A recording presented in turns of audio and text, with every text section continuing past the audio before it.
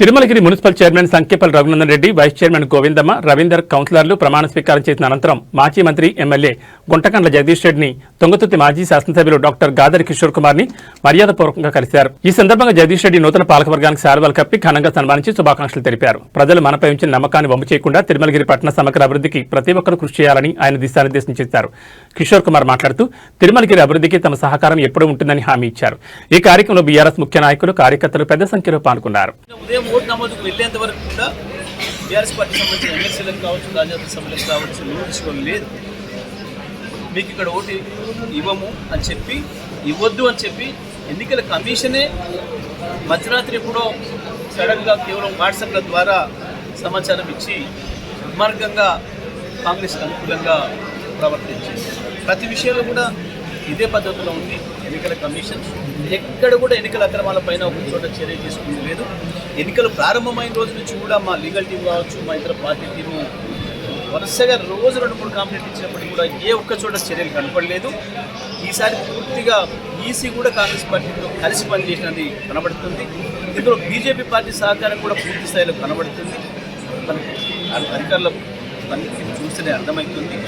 తప్పకుండా రేపటి దినం, రేపు రాబోయే రోజుల్లో వచ్చే సాధారణ ఎన్నికల్లో తప్పకుండా బీఆర్ఎస్ పార్టీనే తెలంగాణలో విజయం సాధిస్తుంది. కేసీఆర్ గారే మళ్ళీ ముఖ్యమంత్రి కావాలని ప్రజలు కోరుకుంటున్నారనే దానికి సంకేతం. రాష్ట్ర వ్యాప్తంగా కూడా అన్ని దాడుల్ని సాయించి తట్టుకొని నిలబడి పనిచేస్తున్న బీఆర్ఎస్ పార్టీ కార్యకర్తలకు అందరికీ కూడా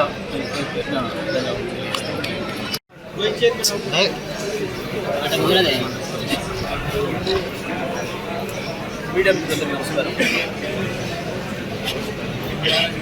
ఇవాళ జరిగిన చైర్మన్ గారు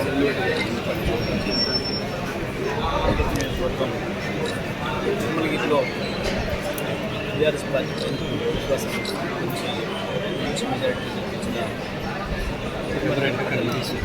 ప్రజలందరికీ ఈరోజు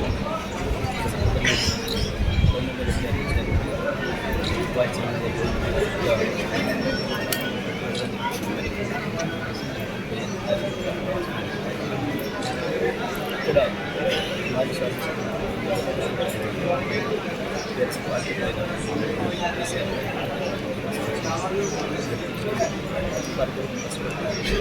కార్యకర్తలందరూ కూడా ఉమ్మడి జిల్లా వ్యాప్తంగా కూడా ఫలితాలు మాకు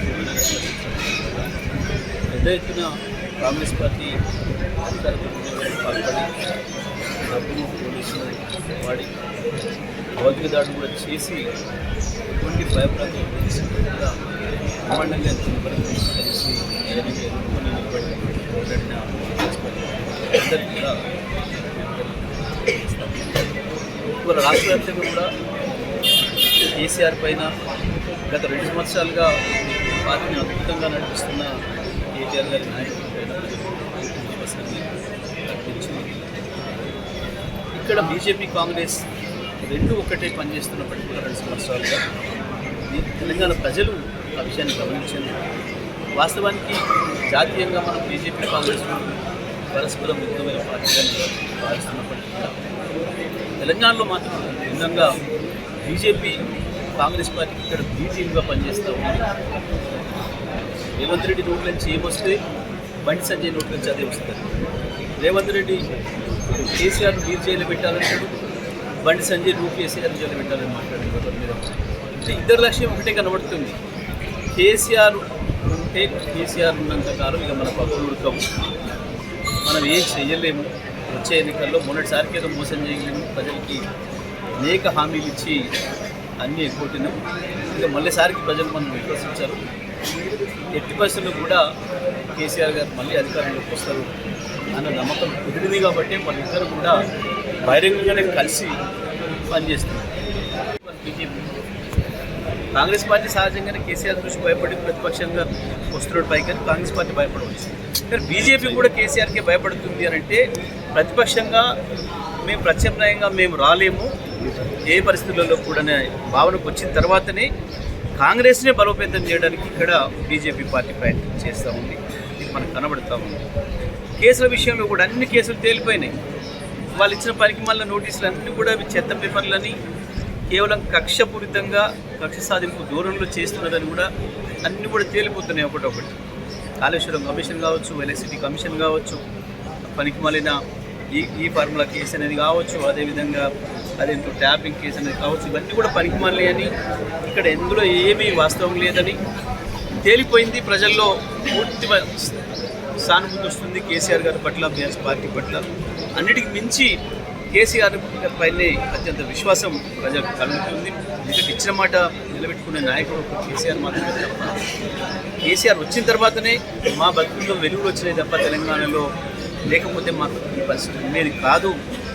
సాగునీటి రంగంలో కావచ్చు, విద్యుత్ రంగంలో కావచ్చు, సంక్షేమంలో కావచ్చు, అభివృద్ధిలో కావచ్చు, దేంట్లో చూసినా అన్నింటిలో కేసీఆర్ మార్కే తప్ప కొత్తగా ఈ ప్రభుత్వం వచ్చిన తర్వాత రూపాయి అభివృద్ధి ఇక్కడ జరగలేదు. ఏ గ్రామాల్లో జరగలేదు, ఏ పట్టణాల్లో జరగలేదు. చాలా స్పష్టంగా కనబడుతుంది. ఇవాళ రాష్ట్ర వ్యాప్తంగా కూడా మనం చూస్తున్నాం. చైర్మన్, వైస్ చైర్మన్ ఎన్నికల సందర్భంగా కూడా ఎక్కడ చూసినా బీఆర్ఎస్ పైనే దాడులు చేస్తూ ఉన్నాం. ఎన్నికలలో అదే పద్ధతుల్లో పోలీసులు, ఇతర అధికారులు, కాంగ్రెస్ పార్టీ కార్యకర్తలు పనిచేసారు. ఎన్నికలలో పూర్తిగా ఓట్లు జరిగేటప్పుడు ఎన్నికల కమిషన్ కూడా తమకు అనుకూలంగా పనిచేసుకున్నారు. ఎన్నికల కమిషన్ కూడా చాలా విచిత్రంగా కాంగ్రెస్ పార్టీకి అనుబంధ సంఘంగా పనిచేస్తూ ఉంది.